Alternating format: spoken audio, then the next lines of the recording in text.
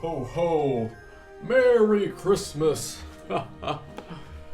Look at me, I'm in my Christmas attire, all festive for the holidays. We got our eggnog, and we got our Baileys. Honestly, I don't know if this is a drink that people usually drink, but I'm drinking it anyway because I'm an adult and I can do whatever the heck I want, whenever the heck I want, however the heck I want. Cheers. Oh, the Baileys is right on top.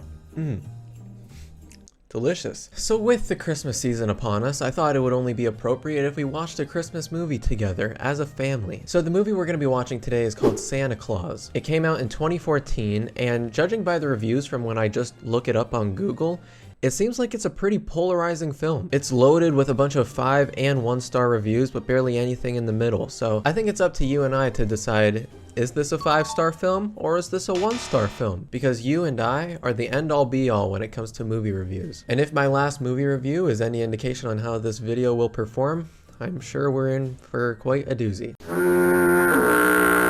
So our film opens with 2 cats talking to each other underneath a couch while Santa comes down the chimney to deliver presents. And let me just tell you, I am not over-exaggerating when I say that whoever worked on the animation for these cats' mouths should never work on a film ever again. He's so fat!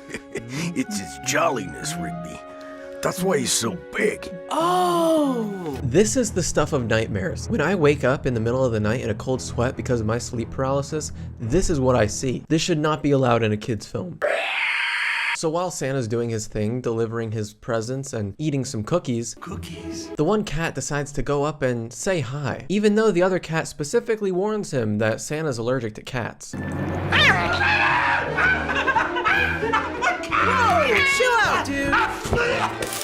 Oh no, Julia's record! See, kid? I told ya. He's allergic to cats. Yeah, I don't think being allergic to the cat had anything to do with Santa falling over. Pretty sure it had to do with the fact that the cat physically jumped onto his chest. Just a wild guess. And can I just say, it's kind of remarkable how many shots there are in this movie where we are reminded that we are watching a movie.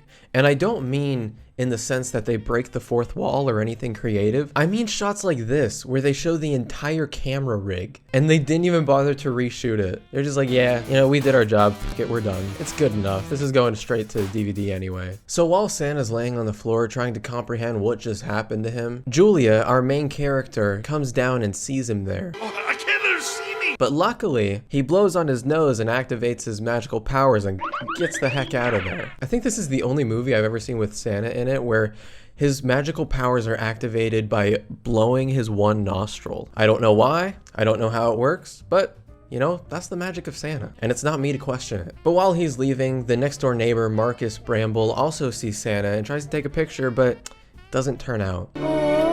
Which is a damn shame. But you know what, there's always next year, right? Or never mind. Mom, pop the trunk. Okay, kid. Bossy much?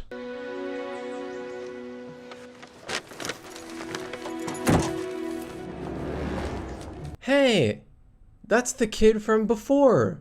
You can tell because he has on the same glasses that he did 30 years ago. I always find it funny how films will make the kid version of a character and the adult version of a character look exactly the same, and not even in the sense that they have similar characteristics, but the fact that they wear the exact same clothes. Like, he's wearing the same exact glasses that he wore 30 years ago. Like, he never decided to change that up? You never thought of doing something different? You were just gonna wear those same glasses your entire life? I mean, you do you, bro. At least they look better on you now than they did 30 years ago when they were twice the size of your face. Next, we're introduced to our next main character, Tommy, which is Julia's son. And it's Christmas Eve, and he just wants to put up a tree. He just wants to celebrate the holidays. But Julia is having none of it. Tommy, We don't even need to get a big one. we've already discussed this. You have to learn to be self-sufficient, not rely on someone to bring you the things that you want. I don't think I've ever seen someone hate Christmas as much as Julia does. There's even one part where Tommy secretly puts up his own tiny tree in his bedroom the night before Christmas, which he bought with his own allowance, and she makes sure that she takes that shit down. She acts like she just found drugs in his room. What is this? What's what? that. I'm glad you understand that if you save, you can get the things you want, but I can't allow you to have that. But Julia also breaks some pretty bad news to Tommy right before Christmas. They have to find a new home for their kittens. Tommy, I can barely keep up with the two of us, but you know that they're gonna have to go up for adoption. But Tommy doesn't want to hear it. He's fed up between taking the tree down, not letting him celebrate Christmas, never buying him presents a day in his life, and now the cats have to go. You never listen to what I want.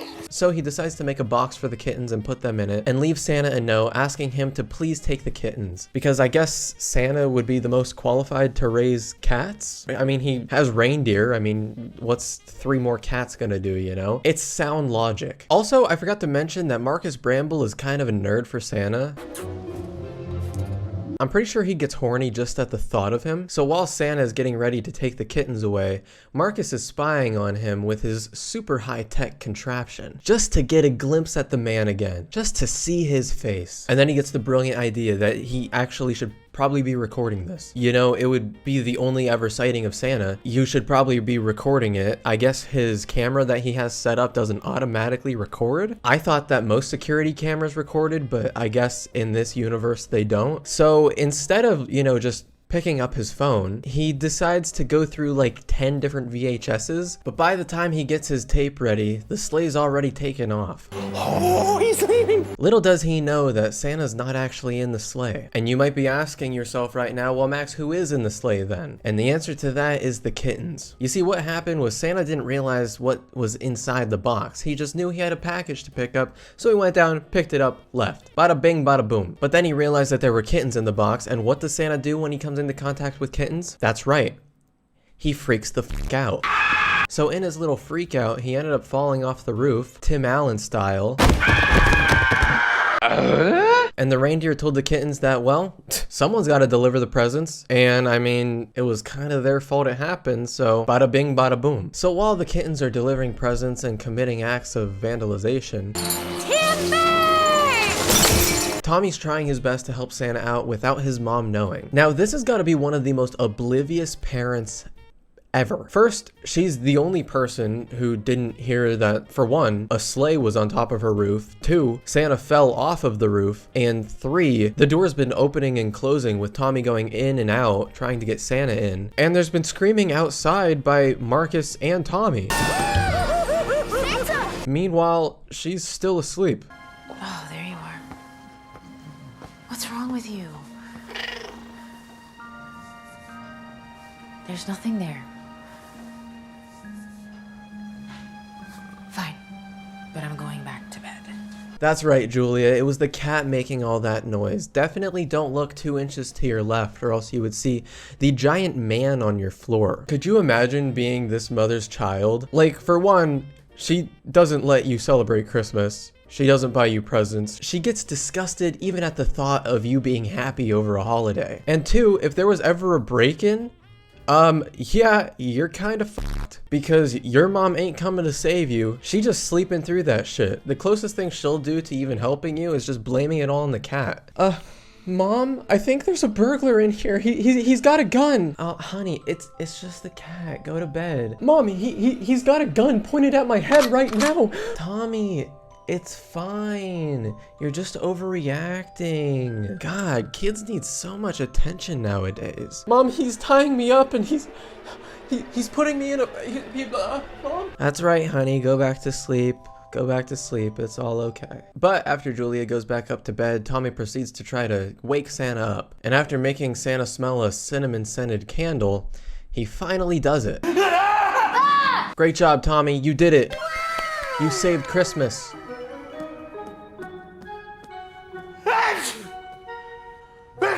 Are you allergic to cats? Why does everybody always ask me that? I don't know, Santa. You know, maybe it's the fact that when you take a look at them, you immediately freak out and fall backwards. Or it could be the fact that anytime you come into contact with them, you immediately start sneezing. Those are just 2 random guesses I'm coming up with. I don't know. I can't say I know why people ask you that. That would just be my guess, though. I'm allergic to a lot of things. Cats, legumes, certain metals, nightshade plants like tomatoes and peppers. Really? Yeah. Don't worry. It's okay. It's fine. Cool, Santa. You got a lot of allergies. Also, who asked? Aren't you Santa? You can use magic to teleport yourself through a chimney. And yet you're allergic to like half of the things that exist. And then in the next scene, we cut back to the cats who are still delivering presents. And I can't tell if I'm more afraid of the way these cats look when they talk or this girl. Hello! Ah! Oh God, I have a bad feeling about this. Patches, no! Come here! Okay, never mind. It's the girl. The girl's more scary. So the girl ends up abducting one of the cats and taking it to her room. And they make this unusually terrifying. Uncle Bob? Mommy drives? Like, this scene reminds me of that scene in Silence of the Lambs where they find out at the end who the killer is, where we just see like everything Buffalo Bill's been doing. That's this scene, just toned down slightly. Good night, my kitties! Dead kitty? She's hanging a cat. What the fuck? I thought this was a family movie. This is scaring me now. Meanwhile, back at Julia and Tommy's place, Julia finally decides to wake up and defend her son from this old creep that's inside her house for some reason with a can of hairspray. I'm Santa Claus. Oh, sure. And I'm Kate Middleton. Stop. Watch that.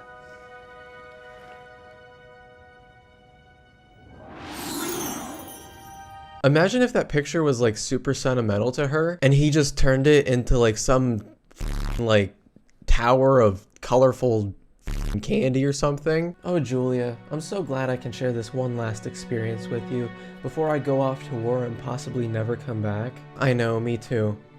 I'm gonna keep this picture as long as I live. I'll never forget you. Much later. But to really make Julia believe, Santa has one more trick up his sleeve, and he decorates the entire house with his magic. And he didn't even use his nose this time. That's when you know it's serious. And this scares the ever-living poo out of Julia.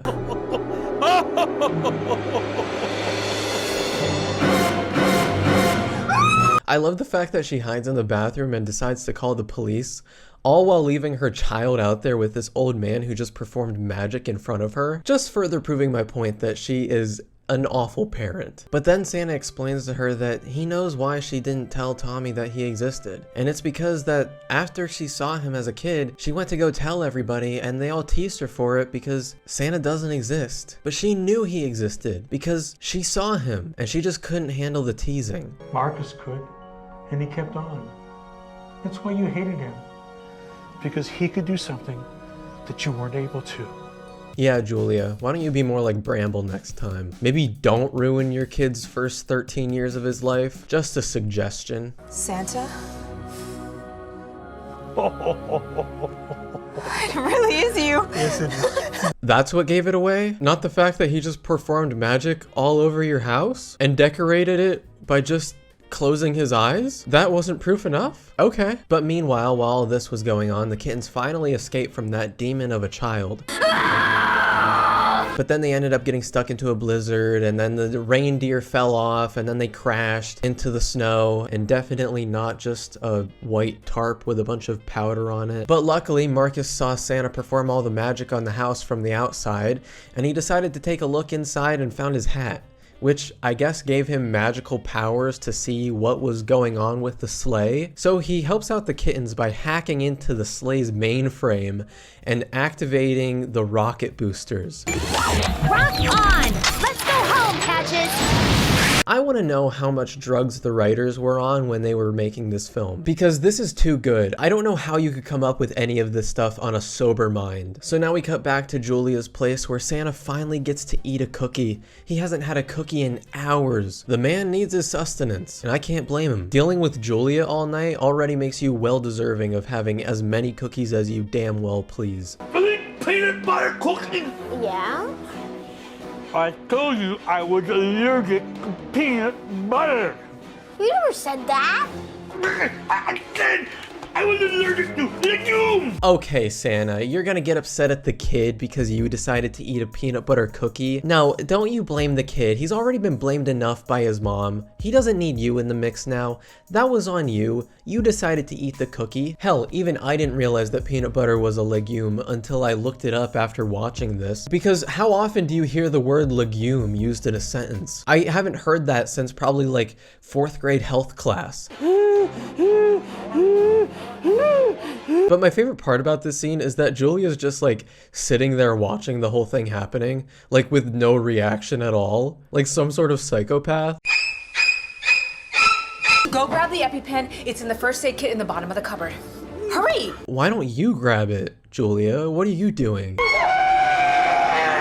Ugh. Cheers to Santa's big ass hand. Found it! Hurry! Whoop.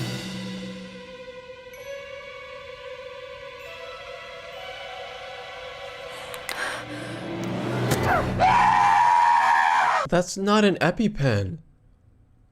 You just drugged the man. I don't know what kind of drug you put in him, but that's not an EpiPen. This is what an EpiPen looks like.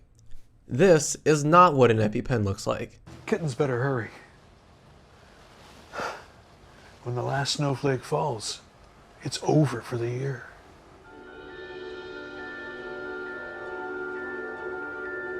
You just flipped it upside down. It's not like it's an hourglass where it's counting down the time. You just decided to flip it upside down right now and say that when the last one falls, it's gonna be over. You just made that up. I think you might be a fraud, Santa. I'm on to you. And also, it's weird that the movie even put that in here because that is never once again even mentioned in the movie. I feel like they just watched a bunch of other Christmas movies and were like, this sounds like something they would do, and decided just to throw it in there last minute. So the kittens make it back to Bramble's place because he just so happens to be the last one on the list, to which Santa, Tommy, and Julia decide to go over and meet them there. And then Santa does this.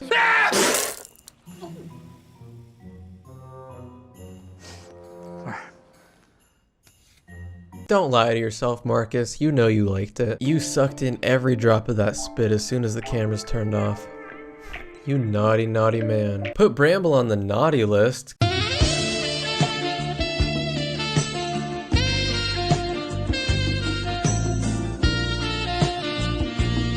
So the reindeer turn up, everybody gets their gifts, and Santa goes on his way. I didn't even get a picture of Santa. Wait, I have an idea. Why don't we take a picture of us? Yeah, it's not exactly the same, but okay. Merry Christmas! And that, my friends, is Santa Claus. Not to be confused with Santa Paws, or Santa Buddies, or Santa Claus. No. This is Santa Claus. So guys, what did you think? Was that a 1-star or was that a 5-star? What's your review? Let me know down below. For me, I'd give this an astounding 6 out of 5. This is quite possibly the Christmas masterpiece of our lifetime, and one that I hope that you and I will cherish forever. Well, everyone, thank you for watching. I hope you enjoyed. Happy holidays, and I'll catch you in the next one. Bye.